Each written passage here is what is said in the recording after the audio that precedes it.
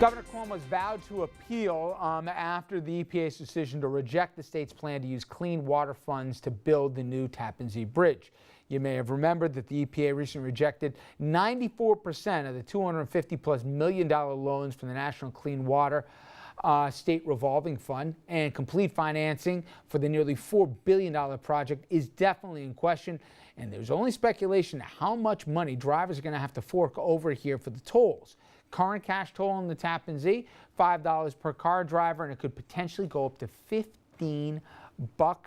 Mr. Mayor here, can you imagine the calls from your constituents if they got to go into their pockets for that much just to go over the Hudson? I can't imagine anyone would be happy at all with a $15 toll, and that's one of the reasons why the governor was pushing for alternative financing mechanisms. Almost everyone agrees that the Tappan Zee Bridge had to be rebuilt. Did he do it the right way, though? That he got the thing built and they said they'd figure out how they pay for it later? Well, look, I think the fact that it was accomplished at all is remarkable. You think decades and decades of talking about rebuilding the bridge, and there are lots of pieces that are complex. So we always understood it was going to be a difficult cobbling together of different revenue streams. And the more you can pull in, the lower the toll is going to be. You can't be relying on the toll entirely.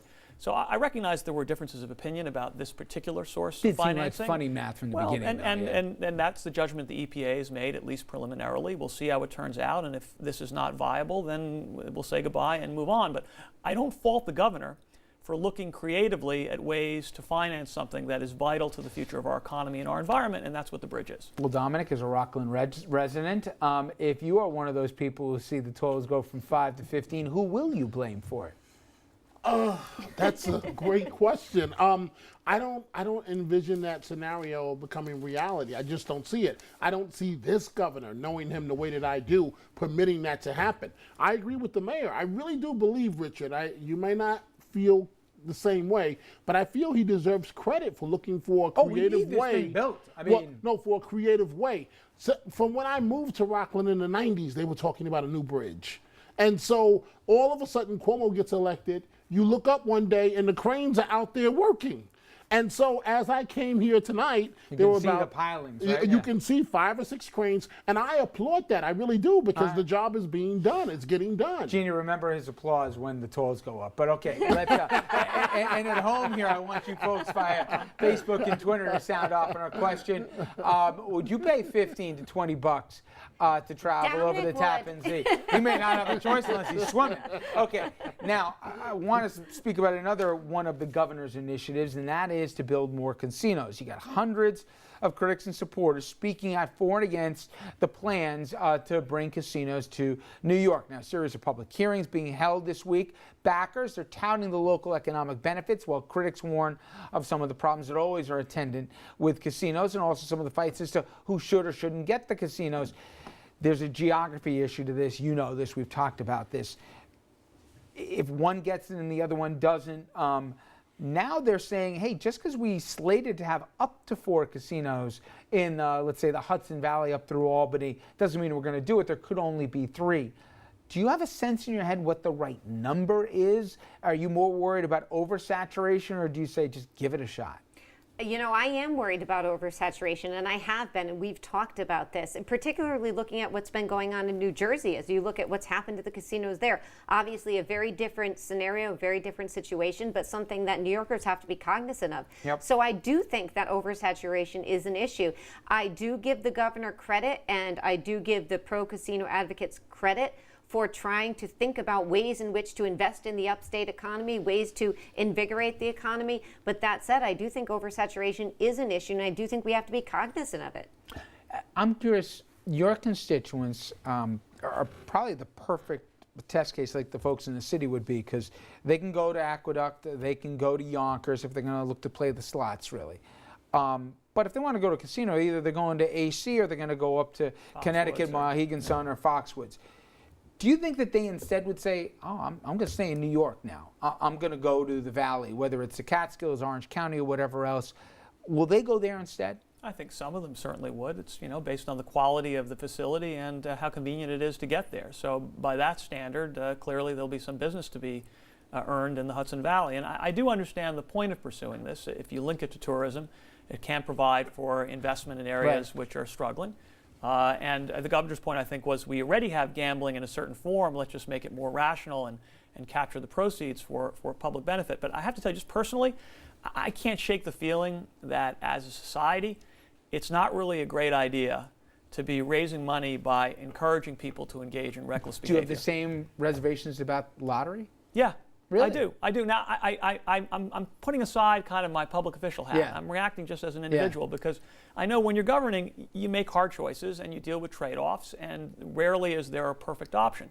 And so you decide, when is the balance right for moving forward. So I get why we have those things. But for the state to be in the business of supporting without the someone. lottery, we have a lot less revenue going to schools and so forth. So there are benefits from it, but there are imperfections, and we have to be careful not to be over-reliant on this kind of conduct because, in effect, a lot of gambling ends up being a tax on poor people. So the effects of it, in terms of the health of the state overall, the conditions, financial conditions of a lot of families, it's not always a positive one, and we should have eyes open about those consequences. The man behind, obviously, both the TZ and TZ Bridge and obviously the casinos is the governor. And I'm curious your take on this one because there is a book deal that we've known about for a long time that the governor was going to have. He's going to put out his own version of his own career. A lot of people thought that this book that was going through HarperCollins really would have been a launching point to his 2016. Hillary did it. Many people have done this before they make national runs. Well, apparently, Dominic, this thing's been tabled here. After many setbacks, the governor is now set, supposedly was going to release his own autobiography next month. And it doesn't look like it's going to happen now because that there is challenges, the ghostwriter's been removed and everything else, but there does seem to be an unauthorized biography that's going to be coming up in the not too distant future. What do you make of all this? And does it fit with the Governor Cuomo that you know that he's too much of a control freak, or is it because the primary went so south, there's no point putting out the book now? Well, knowing him very well, I'm surprised it got to this point. Really? Because he thinks way ahead. And when I say way ahead, he sits down and with his team and maps out, we go left, we go right, what's the next steps? I'm surprised it got to this point. I'm surprised that he would want, I don't know why we keep having this talk about running for president. He's not going to be a presidential candidate. How about the book? You've seen these guys, how they plan out the books here. Right. Okay. Well, he's Do you being think paid. the Bush got pushed back he got because a of great, Moreland and... I think that it's not wise for the governor to release a book and on his career in the middle of an election year. Because, for example, if he goes forward with this book in the middle of an election year up against Rob Astorino, okay, well, you ran HUD, and that's when things started going south with the economy. So then that issue could boomerang and come right back on this governor. So I'm very surprised that Governor Cuomo let it get to this point. But we're talking about large sums of money. He received a large advance to do this book, and just put it off until next year. Wise to put it off. Don't release it now. Not now. Don't release it now. Listen to him. All right, we come back here. There's a serious issue. We saw last week or a few weeks ago in New Jersey them talking about this. Our friends in Connecticut have addressed this recently as well. Today, again, the New York governor, he spoke out again about this issue. I'm talking about the scourge of heroin, and there are big plans to try to curb what is being called by everybody. I'm not just talking about in the inner cities here, but in suburbs, in rural areas, a flat-out epidemic. After this, we'll tell you what's being done. Also, you'll hear from my conversation with two law enforcement officials who say they are seeing more and more kids getting hooked on this drug every day, everywhere.